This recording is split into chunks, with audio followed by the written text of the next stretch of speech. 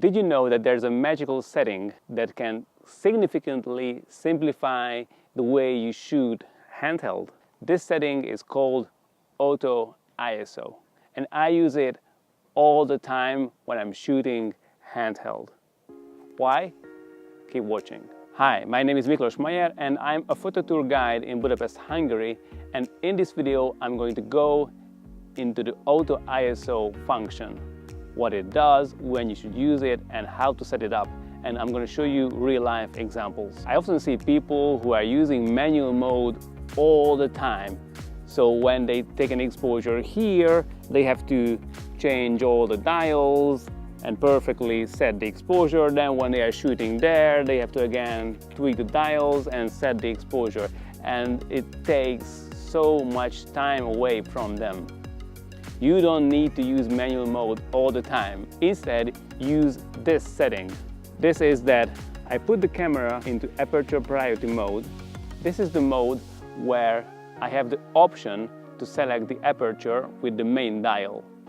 And with the aperture being set, I'm fully in control of the depth of field. What this means is that if I'm taking a portrait, I want the subject to be sharp and I want the background to be as blurred as possible. So I select a wide aperture like f4 or f2.8. But if I'm shooting a landscape and I want to have the foreground and the background sharp as well, then I will set an aperture around f8, f11, f16. It depends on the focal length of the lens and on the scene and lots of other things. So in the aperture priority mode, I select the aperture and the camera selects the shutter speed that gives a normal exposure with the given ISO speed.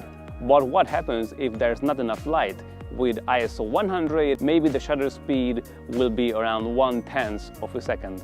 That's almost impossible to handheld. So normally, this is where people would automatically raise the ISO to have a faster shutter speed that they can handhold.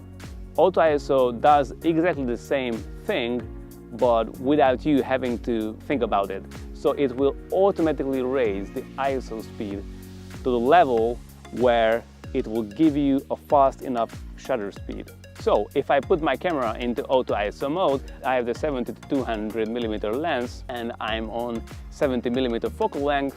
The camera will automatically raise the ISO to the level where it will give me a fast enough shutter speed that I can handhold. In this case, it's around 1/60th, 1/80th of a second. At least this is what my camera thinks that I'm capable of stably handholding. By the way, you should check out my video how to properly handhold the camera. I will link it below. And the camera is very smart, so if I zoom on the lens to 200 millimeter, then the camera senses this and it will automatically raise the ISO speed to give me a faster shutter speed that I can handhold with 200 millimeter focal length. This is around 1/200th of a second. So in this mode, Auto ISO always thinks, instead of me, what ISO speed should I use and what is the lowest ISO speed that I can get away without having blurry pictures from my handshake. But what if I can't handhold 1/200th of a second shutter speed at 200 millimeter? What to do then? You can set the minimum shutter speed in the menu. So you go into menu, ISO speed settings. Here is the Auto ISO activated.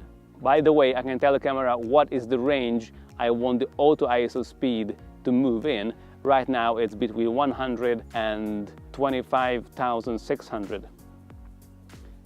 And here is the minimum shutter speed. So previously it was on auto, so the camera figured out what is the slowest shutter speed that I can handhold. But I have the option to set it manually as well. So I can tell the camera that I want a minimum shutter speed of 1/250th of a second. So if I choose this, the camera will automatically raise the ISO speed to the level where it will give me a 1/250th of a shutter speed.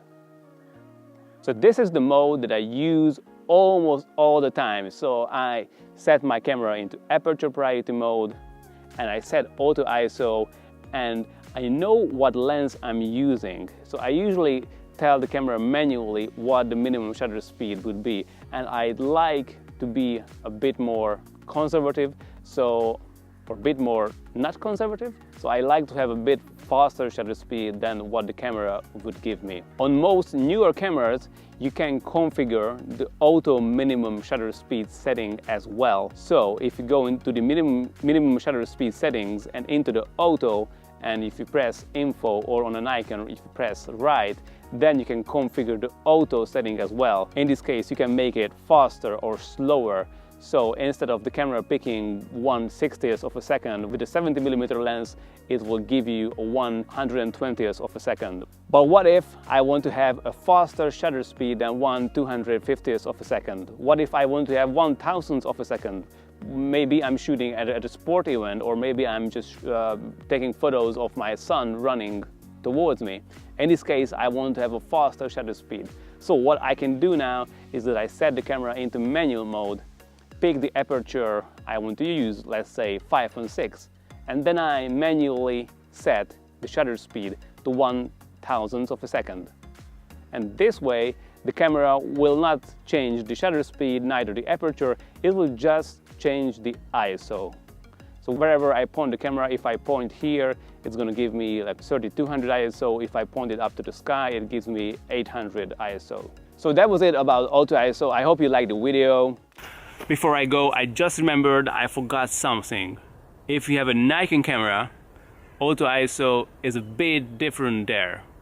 You see, if you start setting the ISO speed, if you press the ISO button, one dial controls the ISO speed and the other dial controls if it's in auto or not Auto ISO. What you should do is with one dial down the ISO to 100, and with the other dial it to auto.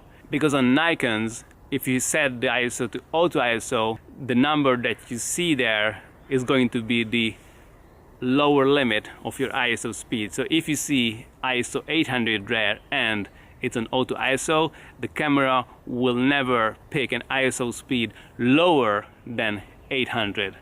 So what you should do to use the full ISO range on Nikon cameras is that you first select the ISO speed to 100, and then with the other dial you set the ISO to auto. That was it for Nikon users. If you like the video, make sure to subscribe below, and you can hit the notification bell as well, so you will not miss any of my new content. And in the comments, please tell me if you are using Auto ISO or not. See you soon.